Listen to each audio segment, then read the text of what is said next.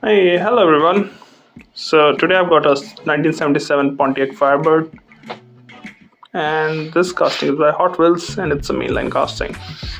It looks good, so let's open it up and see how does it look.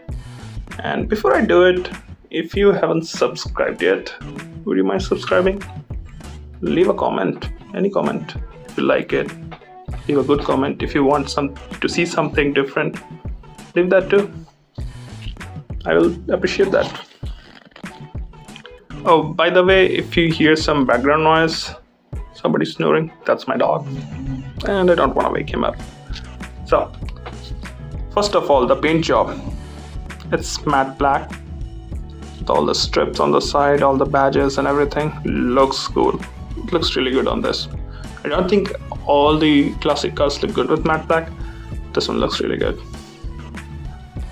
So, yeah, let's start from the front again.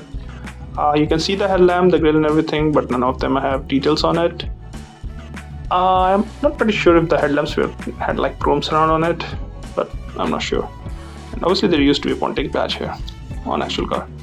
Hood, you can see the big flaming bird. I don't know if it's what do you say the name of the bird? I'm forgetting that. But yeah, if you know, just let me know.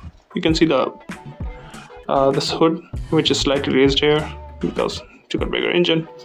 Misses out on mirrors, so Hot Wheels might be using an older, casting, I guess, with new release. Coming to the driver's side, you've got this turn indicators, or maybe turn indicators here. The slightly flared wheel arches, wheels which you might have seen on a ton of different Hot Wheels.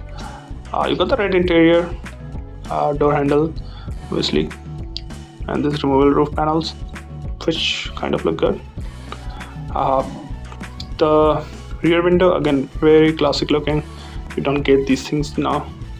You can see this boot spoiler. It looks good. Coming to the back, again, no major details. You can see the tail lamp and everything, but those are not painted. And you can see the quad exhaust below. I'm surprised Hot Wheels did a chrome base, which again, I think they might have done it because they have an older Trans Am Pontiac Firebird Trans Am casting, so they just used that.